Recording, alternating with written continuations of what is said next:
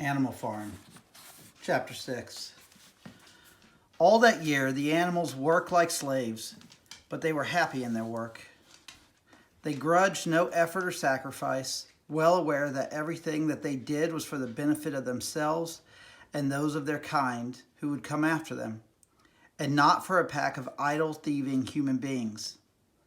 Throughout the spring and summer, they worked a 60-hour week, and in August, Napoleon announced that there would be work on Sunday afternoons as well. This work was strictly voluntary, but any animal who absented himself from it would have his rations reduced by half. Even so, it was found necessary to leave certain tasks undone. The harvest was a little less successful than in previous years, and 2 fields, which should have been sown with roots in the early summer, were not sown because the plowing had not been completed early enough. It was possible to foresee that the coming winter would be a hard one. The windmill presented unexpected difficulties. There was a good quarry of limestone on the farm, and plenty of sand and cement had been found in one of the outhouses, so that all the materials for building were at hand. But the problem the animals could not at first solve was how to break up the stone into pieces of suitable size. There seemed no way of doing this except with picks and crowbars, which no animal could use, because no animal could stand on his hind legs. Only after weeks of vain effort did the right idea occur to somebody, namely, to utilize the force of gravity. Huge boulders, far too big to be used as they were lying all over the bed of the quarry. The animals lashed ropes around these, and then all together, cows, horses, sheep, and any animal that could lay hold of the rope, even the pigs sometimes joined in at critical moments, they dragged them with desperate slowness up the slope to the top of the quarry, where they toppled over the edge to shatter to pieces below.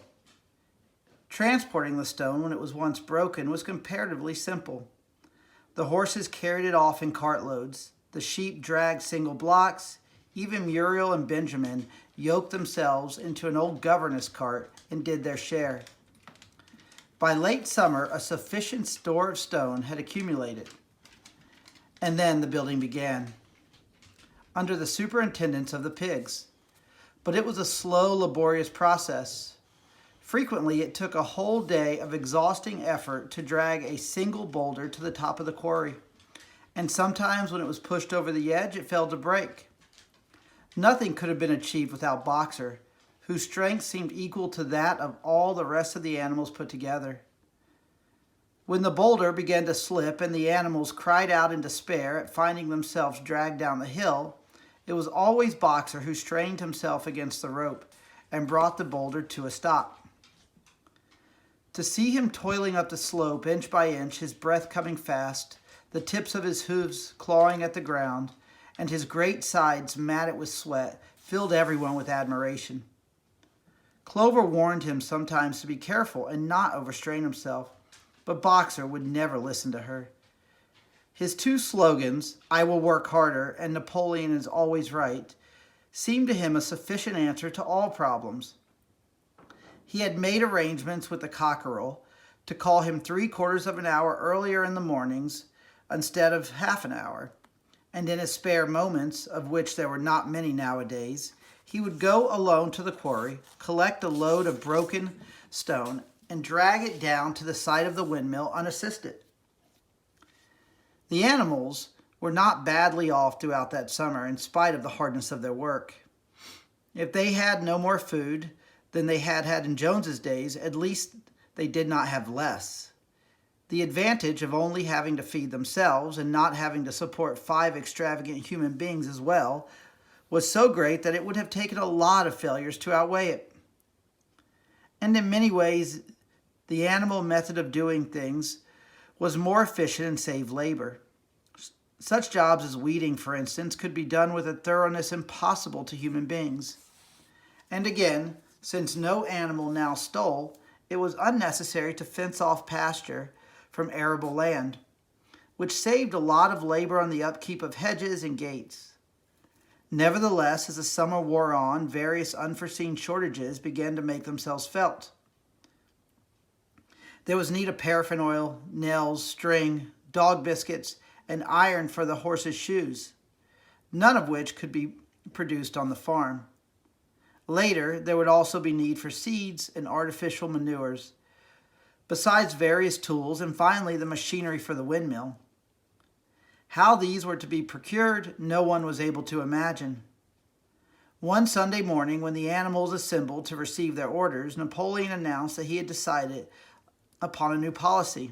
From now onwards, Animal Farm would engage in trade with the neighboring farms. Not, of course, for any commercial purpose, but simply in order to obtain certain materials which were urgently necessary. The needs of the windmill must override everything else, he said. He was therefore making arrangements to sell a stack of hay and part of the current year's wheat crop, and later on, if more money were needed, it would have to be made up by the sale of eggs, which there was always a market in Wellington. The hens, said Napoleon, should welcome this sacrifice as their own special contribution towards the building of the windmill. Once again, the animals were conscious of a vague uneasiness. However, to have any dealings with human beings, never to engage in trade, never to make use of money, had not these been among the earliest resolutions passed at the first triumphant meeting after Jones was expelled? All the animals remembered passing such resolutions, or at least they thought that they remembered it. 4 young pigs who had protested when Napoleon abolished the meetings raised their voices timidly, but they were promptly silenced by a tremendous growling from the dogs. Then, as usual, the sheep broke into 4 legs good, 2 legs bad, and the momentary awkwardness was smoothed over. Napoleon raised his trotter for silence and announced that he had already made all the arrangements.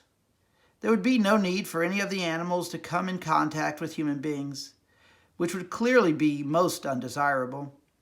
He intended to take the whole burden upon his own shoulders. A Mr. Whimper, a solicitor living in Willingdon, had agreed to act as an intermediary between Animal Farm and the outside world, and would visit the farm every Monday morning to receive his instructions. Napoleon ended his speech with his usual cry of "Long live Animal Farm," and after the singing of Beast of England, the animals were dismissed. Afterward, Squealer made a round of the farm and set the animals' minds at rest. He assured them that the resolution against engaging in trade and using money had never been passed or even suggested. It was pure imagination, probably traceable in the beginning to lies circulated by Snowball. A few animals still felt faintly doubtful, but Squealer asked him shrewdly, "Are you certain that this is not something that you have dreamed, comrades? Have you any record of such a resolution? Is it written down anywhere?" And since it was certainly true that nothing of the kind existed in writing, the animals were satisfied that they had been mistaken. Every Monday, Mr. Whimper visited the farm as had been arranged. He was a sly-looking little man with side whiskers, a solicitor in a very small way of business, but sharp enough to have realized earlier than anyone else that Animal Farm would need a broker, that the commissions would be worth having. The animals watched his coming and going with a kind of dread and avoided him as much as possible. Nevertheless, the sight of Napoleon on all fours delivering orders to Whimper, who stood on 2 legs, roused their pride and partly reconciled them to the new arrangement. Their relations with the human race were now not quite the same as they had been before. The human beings did not hate Animal Farm any less now that it was prospering. Indeed, they hated it more than ever. Every human being held it as an article of faith that the farm would go bankrupt sooner or later, and above all, that the windmill would be a failure. They would meet in the public houses and prove to one another by means of diagrams that the windmill was bound to fall down, or that if it did stand up, then that it would never work. And yet, against their will, they had developed a certain respect for the efficiency with which the animals were managing their own affairs. One symptom of this was that they had begun to call Animal Farm by its proper name and ceased to pretend that it was called the Manor Farm. They had also dropped their championship of Jones, who had given up hope of getting his farm back and gone to live in another part of the county. Except through Whimper, there was as yet no contact between Animal Farm and the outside world. But there were constant rumors that Napoleon was about to enter into a definite business agreement either with Mr. Pinkington of Foxwood or with Mr. Frederick of Pinchfield. But never, it was noticed, with both simultaneously. It was about this time that the pigs suddenly moved into the farmhouse and took up their residence there. Again, the animals seemed to remember that a resolution against this had been passed in the early days, and again Squealer was able to convince them that this was not the case. It was absolutely necessary, he said, that the pigs, who were the brains of the farm, should have a quiet place to work in. It was also more suited to the dignity of the leader, for of late he had taken to speaking of Napoleon under the title of leader. To live in a house than in a mere sty. Nevertheless, some of the animals were disturbed when they heard that the pigs not only took their meals in the kitchen and used the drawing room as a recreation room, but also slept in the beds. Boxer passed it off as usual with, "Napoleon is always right." But Clover, who thought she remembered a definite ruling against beds, went to the end of the barn and tried to puzzle out the 7 commandments, which were inscribed there. Finding herself unable to read more than individual letters, she fetched Muriel. "Muriel," she said, "read me the 4th commandment. Does it not say something about never sleeping in a bed?" With some difficulty, Muriel spelt it out. "It says, 'No animal shall sleep in a bed with sheets,'" she announced finally. Curiously enough, Clover had not remembered that the 4th commandment mentioned sheets. But as it was there on the wall, it must have done so, and Squealer, who happened to be passing at this moment, attended by 2 or 3 dogs, was able to put the whole matter in its proper perspective. "You have heard then, comrades," he said, "that we pigs now sleep in the beds of the farmhouse. And why not? You did not suppose, surely, that there was ever a ruling against beds. A bed merely means a place to sleep in. A pile of straw in a stall is a bed, properly regarded. The rule was against sheets, which are a human invention. We have removed the sheets from the farmhouse beds and sleep between blankets. And very comfortable beds they are too, but not more comfortable than we need, I can tell you, comrades, with all the brain work we have to do nowadays. You would not rob us of our repose, would you, comrades? You would not have us too tired to carry out our duties. Surely none of you wishes to see Jones back." The animals reassured him on this point immediately, and no more was said about the pigs sleeping in the farmhouse beds. And when, some days afterwards, it was announced that from now on the pigs would get up an hour later in the mornings than the other animals, no complaint was made about that either. But the autumn, the animals were tired but happy. They had had a hard year, and after the sale of a part of the hay and corn, the stores of food for the winter were none too plentiful. But the windmill compensated for everything. It was almost half built now. After the harvest, there was a stretch of clear, dry weather, and the animals toiled harder than ever, thinking it well worth the while to plod to and fro all day with blocks of stone, if by doing so they could raise the walls another foot. Boxer would even come out at nights and work for an hour or 2 on his own by the light of the harvest moon. In their spare moments, the animals would talk round and round the half-finished mill, admiring the strength and perpendicularity of its walls and marveling that they should ever have been able to build anything so imposing. Only old Benjamin refused to grow enthusiastic about the windmill, though. As usual, he would utter nothing beyond the cryptic remark that donkeys live a long time. November came with raging southwest winds. Building had to stop because it was now too wet to mix the cement. Finally, there came a night when the gale was so violent that the farm buildings rocked on their foundations and several tiles were blown off the roof of the barn. The hens woke up squawking with terror because they had all dreamed simultaneously of hearing a gun go off in the distance. In the morning, the animals came out of their stalls to find that the flagstaff had been blown down and an elm tree at the foot of the orchard had been plucked up like a radish. They had just noticed this when a cry of despair broke from every animal's throat. A terrible sight had met their eyes. The windmill was in ruins. With one accord, they dashed down to the spot. Napoleon, who seldom moved out of a walk, raced ahead of them all. Yes, there it lay, the fruit of all their struggles, leveled to its foundation. The stones they had broken and carried so laboriously scattered all around. Unable at first to speak, they stood gazing mournfully at the litter of fallen stone. Napoleon paced to and fro in silence, occasionally snuffing at the ground.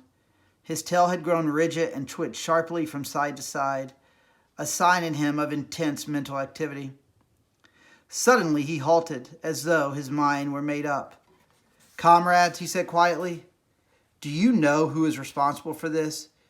Do you know the enemy who has come in the night and overthrown our windmill, Snowball?"